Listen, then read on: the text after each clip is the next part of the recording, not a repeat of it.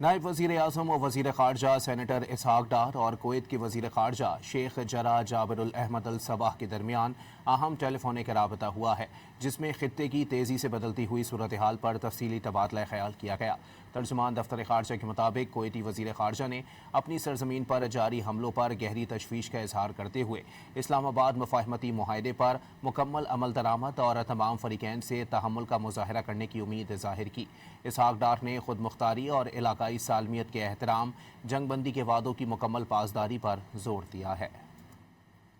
نائب وزیر اعظم و وزیر خارجہ سینیٹر اسحاق ڈار اور کویت کے وزیر خارجہ شیخ جرا جابر الاحمد الصباح کے درمیان اہم ٹیلی فونک رابطہ ہوا ہے، جس میں خطے کی تیزی سے بدلتی ہوئی صورتحال پر تفصیلی تبادلہ خیال کیا گیا۔ ترجمان دفتر خارجہ کے مطابق کویتی وزیر خارجہ نے اپنی سرزمین پر جاری حملوں پر گہری تشویش کا اظہار کرتے ہوئے اسلام آباد مفاہمتی معاہدے پر مکمل عمل درآمد اور تمام فریقین سے تحمل کا مظاہرہ کرنے کی امید ظاہر کی۔ اسحاق ڈار نے خود مختاری اور علاقائی سالمیت کے احترام، جنگ بندی کے وعدوں کی مکمل پاسداری پر زور دیا ہے۔